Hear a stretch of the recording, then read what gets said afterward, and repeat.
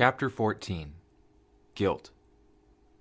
Olivia finally covered the distance between her observation point and Daniel as she began brushing his face to bring him to. "Daniel! Daniel!" A glazed look passed from his eyes and they focused on her. A smile and a laugh passed his lips as he recognized his teammate. "I'm all right. I didn't realize." Her pats became a slap across his jaw before he could finish the joke. "Not now!" Not taking the slightest insult, he broadened his shoulders and drew himself up to his full height. "What's wrong? Are there more coming?" She shook her head once and used every ounce of body language she could to urge on his recovery. "No, Gideon took care of that. That's the problem. Leia saw him before." Daniel immediately broke off into a run. She hadn't even told him where to go, but she figured the massive dust cloud to the east was a good place to start. Olivia ran ahead as she wasn't encumbered by Daniel's armor. She looked for any open area that wasn't that way an hour earlier and decided they were her best bets.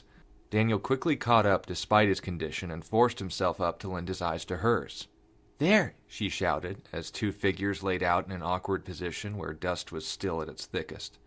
Daniel dropped and ran to where she had been pointing. This time she allowed herself to catch her breath as she drew her scroll and attempted to signal the instructor. A noise above her stopped her as she realized he was already aware of what happened.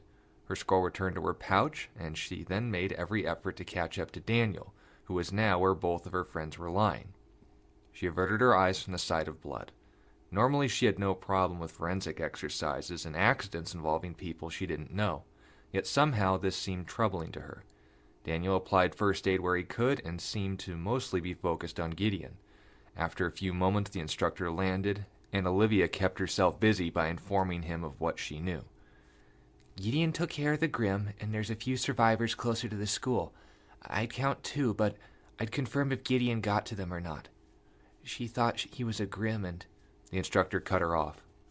"Got too close. I can see that. Can you carry them?" Olivia shrugged, more to show her skinny shoulders than to express uncertainty. "Can or not, I'm here." Daniel tore off a piece of his dust shield and wrapped it as closely to the blade's exit wound as he could.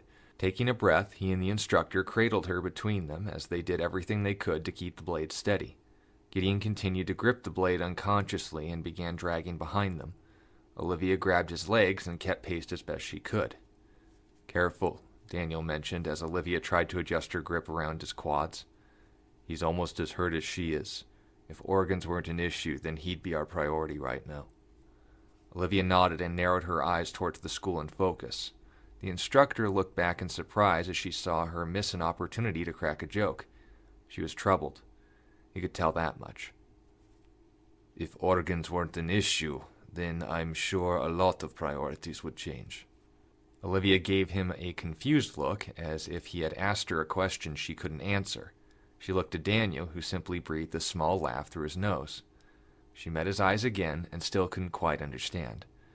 Their friends were hurt, and that's where her mind was at.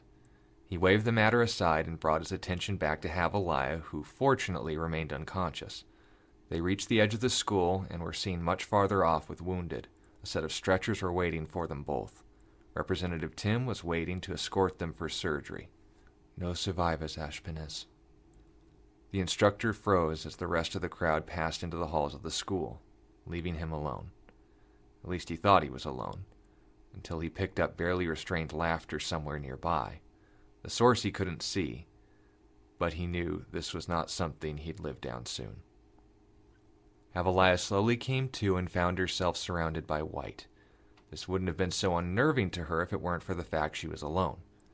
She tried to move but found a sharp protest from her lower abdomen. An alarm sounded and the representative quickly entered the room.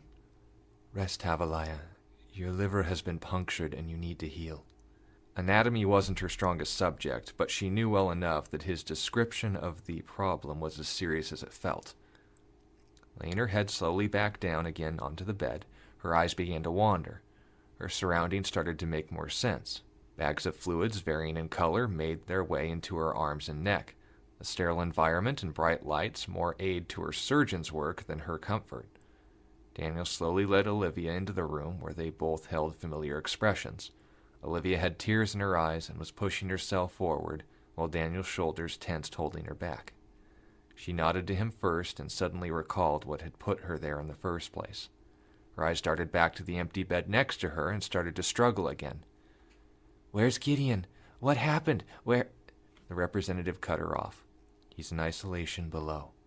Daniel and she briefly exchanged glances, and she began to protest. "No, you don't understand. It's not his fault. He finished her sentence. "No, Havaliah. It wasn't my decision. It was his." Olivia finally found a moment of weakness and broke out of Daniel's grip. Instead of jumping onto Havaliah's lap like she was expected, she rushed to the screen in the room and began cycling through the security feed. The representative didn't protest. He appreciated the peace of mind as he noted her vitals. "Your semblance is aiding in your recovery. Your aura should close the wound in a matter of days, and rehabilitation should be a breeze." This positive news fell on deaf ears as she stared intently at the screen that had finally settled on an empty room. And there stood Gideon, silently listening to the instructor and another individual, one she could swear she had seen before.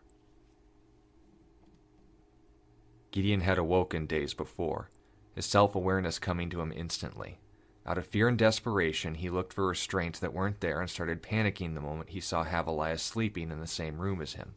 He fought against his injuries and forced himself out of the room even as he reduced himself to a crawl. The sword remained where it always was, never allowing him to sleep. It at least kept him on edge during these times where he found himself a danger to those around him. It was late. The lights were dim apart from the new machines that had been brought in, and quiet apart from their monitoring. Flashing he could only assume was some sort of alarm flickered at a steady pace as his vitals were no longer being registered by what they had grown accustomed to. He started using his sword as a cane to help him rise and push himself forward. Every time he brought the blade down, it made its way in between the tiles or expanding the cracks in the ground. He pushed himself forward using the extra purchase as the foundation for what would keep him standing. He had only made it a few paces from the room before one of his classmates appeared with the instructor behind them. Neither had their weapons, from what he could see, and they didn't seem like they were intending to stop him. The student his age looked down and saw the trail of blood left from his movements and moved to start cleaning it up. The instructor frowned. "You're making a mess, Gideon." He tried to turn despite the dull echo of agony that shot through his shoulder and chest. "I already made a mess, sir. I don't want to make another one." He looked at Havaliah without the need for him to gesture and nodded as his attention returned to him. "Let's find you another room." Now he approached. There was no threat in his words or any reprimand. The student next to him seemed unnerved by his presence, but nothing he would have taken personally given the circumstances. The instructor draped Gideon's arm over his shoulder and began to walk him down the hall. "You need anything?" Gideon kept his eyes closed and his head down. "Why did you bring me here?" The instructor nodded and set the young man down. Taking a seat adjacent to him, he didn't respond. He merely looked at him and waited for him to meet his eye. Gideon didn't want to, but knew this was the only way he could get away from where he was. His eyes met the instructor, and he felt his fear. He felt his doubt. He felt every emotion that was stirring at the core of his being, and none could be found towards what he understood as himself. He blinked and looked down. "I just don't want them to feel unsafe." The instructor briefly looked down again and nodded. "If I treated you like an animal, would that put your mind at ease about them?" He met his eyes again. This time it was the instructor's turn to see the other's heart. "Very well, but only until she wakes up."